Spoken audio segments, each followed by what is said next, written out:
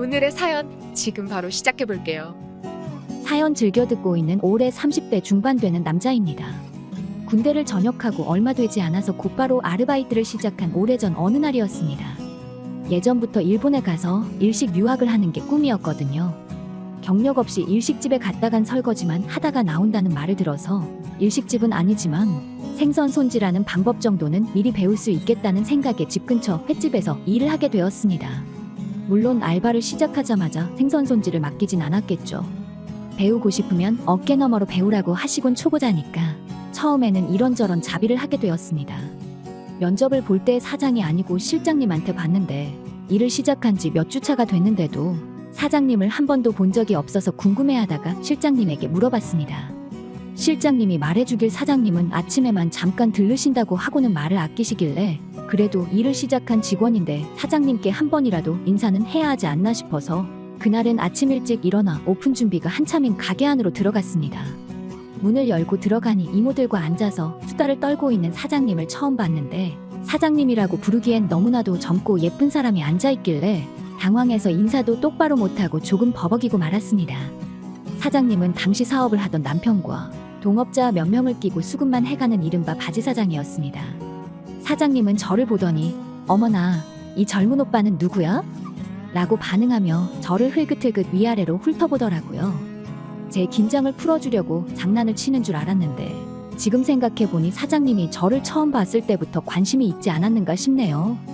우리 사장님은 저와 띠동갑인 나이인데도 불구하고 늘씬하기까지 한데다가 스타일까지 좋아서 그런지 도무지 12살 연상으로 보이지 않았습니다.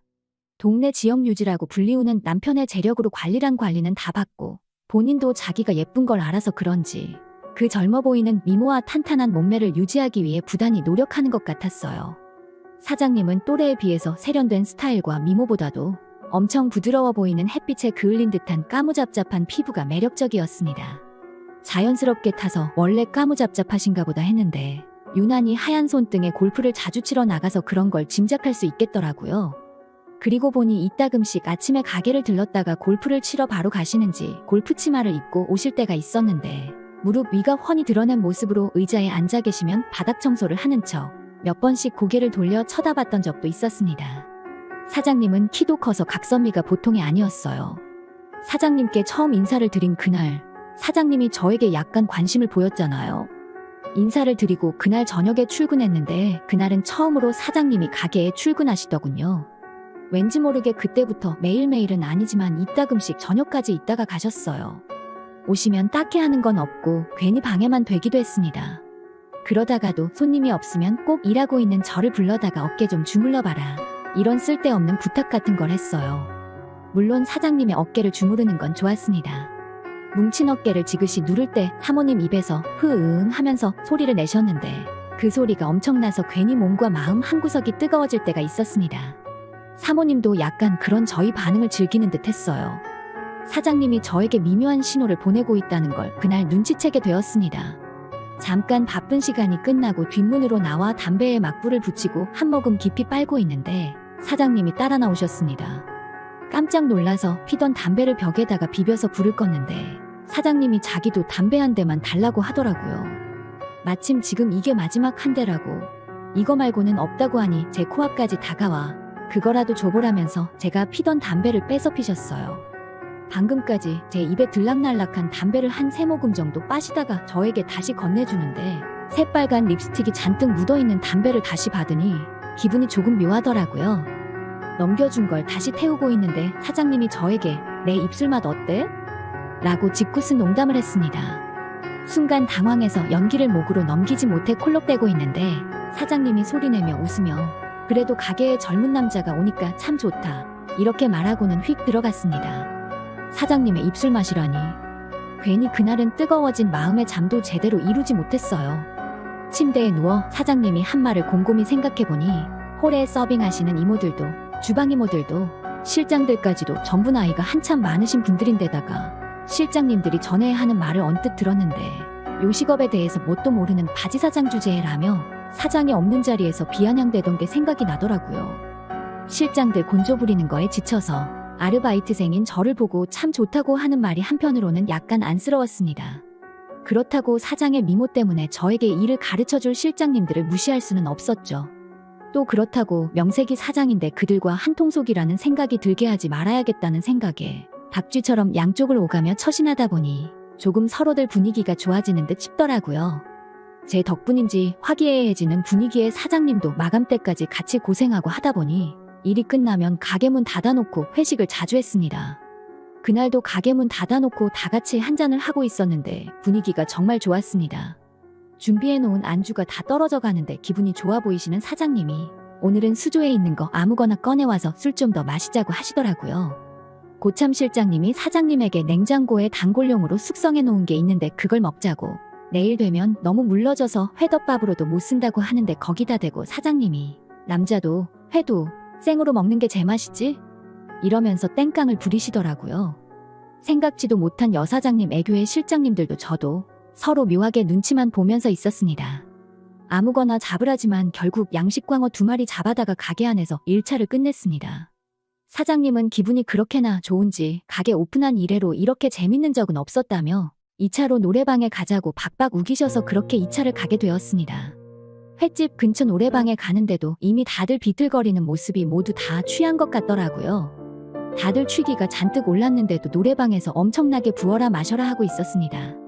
사장님은 워낙에 기분이 좋았는지 약간 끈적한 반주가 깔린 노래가 흘러나올 때 실장님들과 번갈아 가면서 블루스를 추더라고요. 그러면서 고개를 제 쪽으로 계속 돌려가며 제 눈치를 보더라고요. 사장님은 이내 이모님들을 불러일으키더니 이모님들을 실장님한테 붙여주고는 제 쪽으로 쪼르르 다가와 저랑도 블루스를 추기 시작했습니다. 예쁜 사장님을 뒤로 하고 이모님들과 그러고 있는 실장님들의 따가운 눈초리가 뒤통수에서부터 느껴지는데도 저와 밀착한 사장님의 모습에 전혀 부담스럽지 않고 오히려 행복했습니다. 이런 날도 있구나 싶더라고요. 감싸안은 허리로 느껴지는 군살이 하나도 없는 탄탄한 옆구리에 감탄이 절로 나오더라고요. 사장님이 키도 저와 비슷한 편이라 바싹 끌어안은 채 서로의 어깨에 고개를 기대고 있는데 사장님의 귀 뒤쪽으로 향수와 샴푸 향기가 섞여 은은히 제 코 속으로 빨려 들어왔습니다.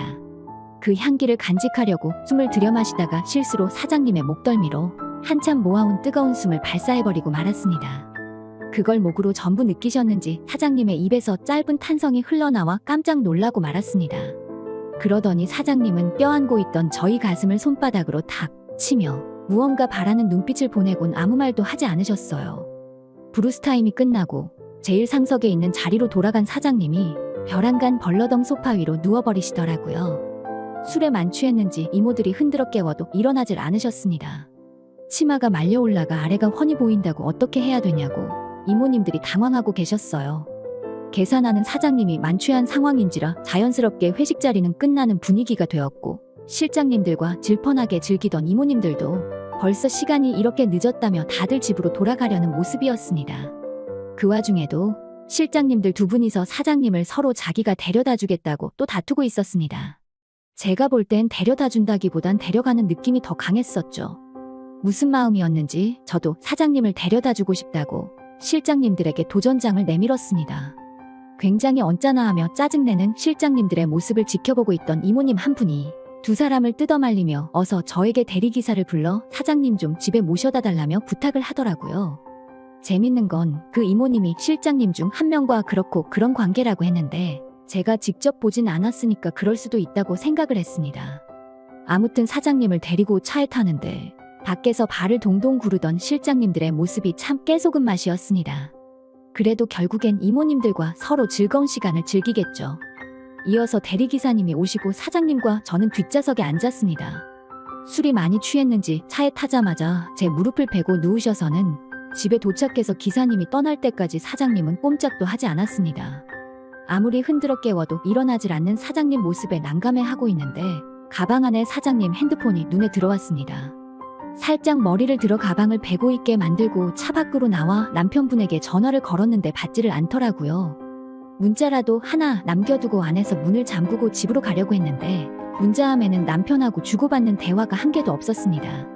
사장님의 전화번호부에는 남편 말고는 다른 사람의 전화번호는 저장도 되어 있지 않았습니다. 사람의 아쉬워하고 외로워하는 이유를 알겠더라고요. 사장님은 돈은 많지만 그 돈으로 외로움을 해결하기 힘든 그런 사람이었던 것 같습니다. 훔쳐보려던 것은 아닌데 사장님에 대한 많은 걸 알게 되니 이대로 돌아가면 안 될 것 같아 차 안으로 다시 들어가 받쳐놓은 가방을 빼고 다시 사장님에게 무릎 베개를 해주었습니다. 무릎 베개를 해주려 사장님의 뒤통수를 받쳐 목을 살짝 들어올렸는데 사장님이 술버릇인지 꼼지락대면서 제 위로 올라오더라고요. 몸을 거의 제 무릎 위로 전부 올려놓고는 제 몸 쪽으로 몸을 굴려 올라탔습니다. 군살 하나 없는 탄탄한 몸매가 맞닿은 사장님을 통해 몸길이 서로 느끼게 되었죠. 심지어 아까 제가 숨을 내뿜은 새하얀 목덜미가 다시 한번 제 코앞에 펼쳐져 있었습니다. 그렇게 종일 차 안에서 날이 밝을 때까지 몇 번이고 이성을 챙기며 버티고 있었습니다. 얼마 안 있어서 술이 조금 깨셨는지 사장님이 화들짝 놀라 자리에서 일어나시더라고요. 여태 자기가 제 무릎 위에서 이러고 있었냐고 물어보는데 맞다고 하니 저에게 약간 감동한 듯 해보였습니다. 이제 사장님도 일어났으니 집에 가려고 하는데 멀쩡해 보이던 사장님은 집까지 데려다 달라며 막무가내셨습니다. 어떻게 집까지 들어가냐고 되물었더니 어차피 집에 아무도 없다고 하셨습니다. 문이 열리자마자 사장님은 저를 뒤에서 껴안으셨고 적극적인 모습에 결국 그날은 출근을 하지 못했습니다. 그렇게 남편이 돌아오지 않는 여사장님의 집에서 뜨거운 시간을 보내게 되었습니다. 그 뒤로 몇 번씩 사장님과 시간을 자주 보내게 되었는데 회식날 사장님을 데려다 준 것에 앙심을 품은 실장님들의 유치한 괴롭힘에 견디기 힘들어서 저도 가게를 그만두게 되었습니다. 그만두고 나서는 사장님에게 전화도 몇 번이나 왔지만 유부녀라는 사실에 괜히 더 얽혔다가 좋은 꼴 못 볼 것 같아서 근처에는 얼씬도 하지 않았지만요.